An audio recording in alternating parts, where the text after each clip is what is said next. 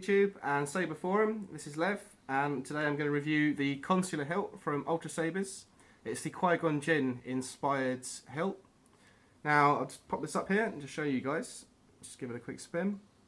Now the craftsmanship on this is amazing. When I received this I was blown away. It's so neat, so tidy. Right, so you've got the cover tick wheel. Now this comes standard with this hilt. I opted for a chrome option on this.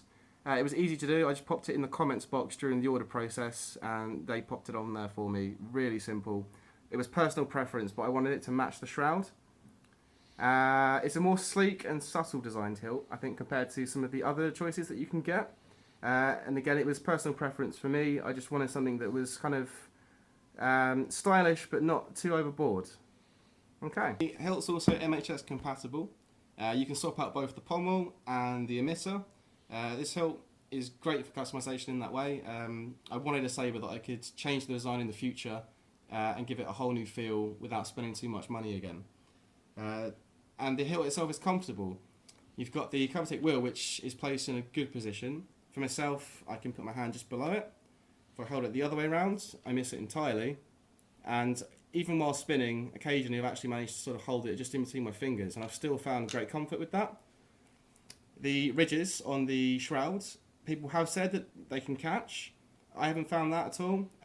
You can feel a very slight ridge, but it's not sharp, and it's not added any discomfort to the saber when I've been wielding it.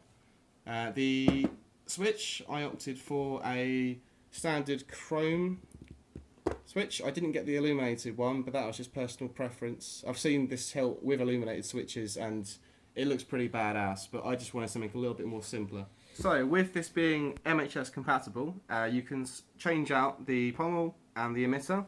You can do this really simply. You just unscrew the pommel. They've all got threads that are compatible. So here we go.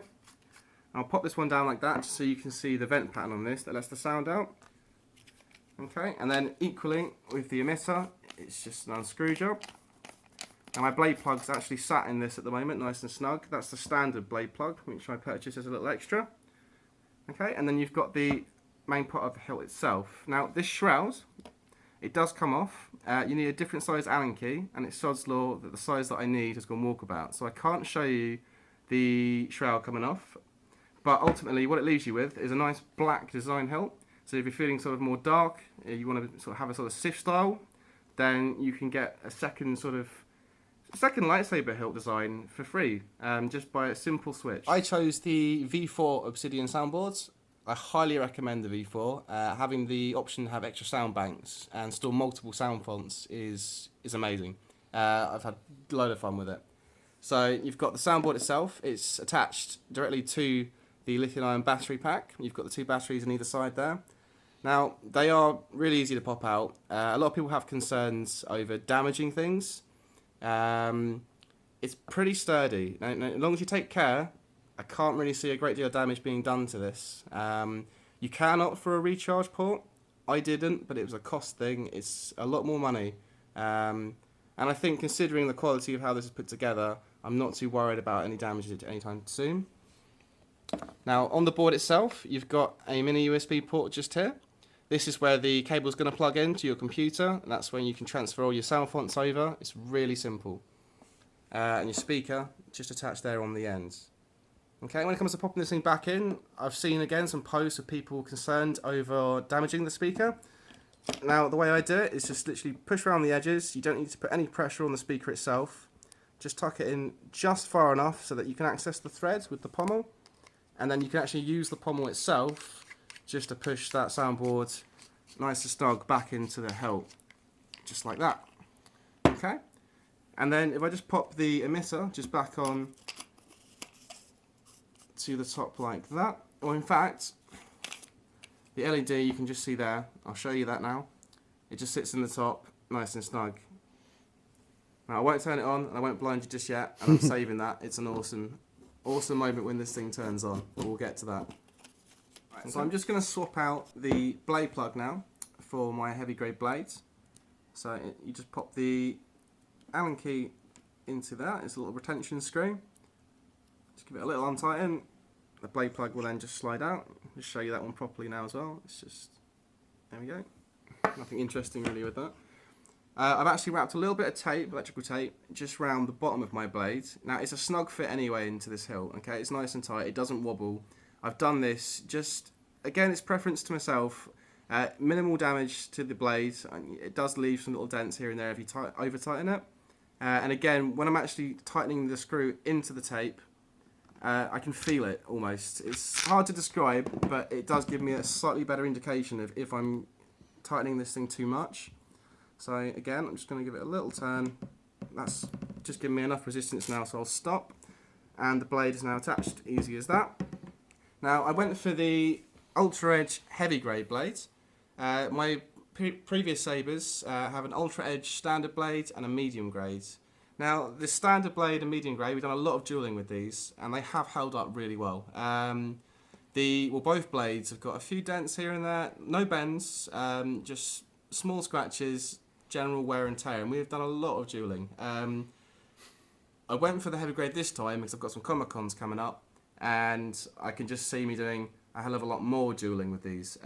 So I wanted something that's going to be more durable and last me. Now the Ultra Edge heavy grades, they do weigh slightly more, okay, but it's not that much heavier than my alternate blades. I've got the medium grade and the normal Ultra Edge. With this hilt especially, with the weight of it and the balance, I'm not actually noticing much difference with the heavy grade blades. I can swing this thing around, I can get crazy with it, I can spin it, and it's not caused me any problems. I can use it the same as all my other sabers. So firing this thing up, here we go.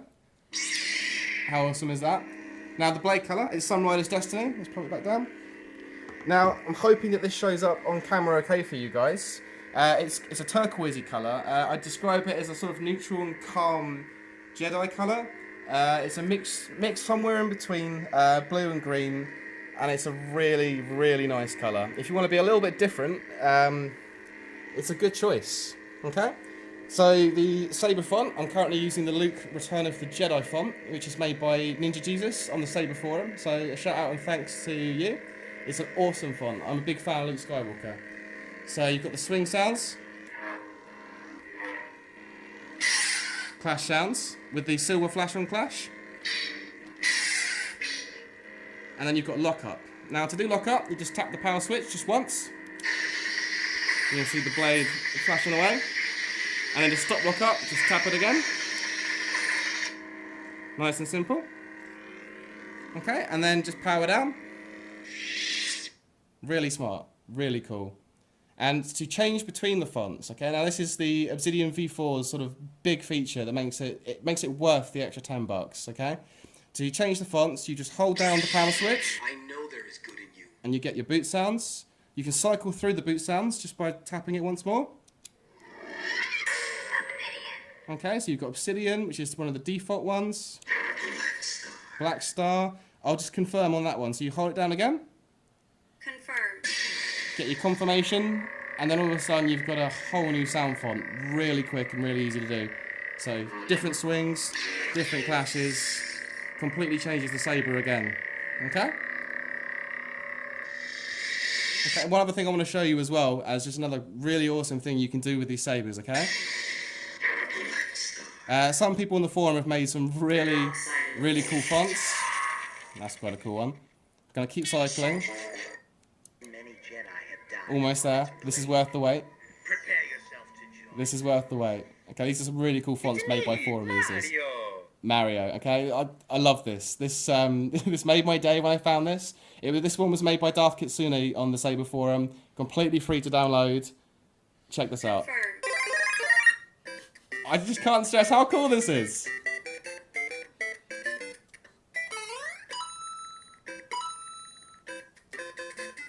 Just gonna show this one off.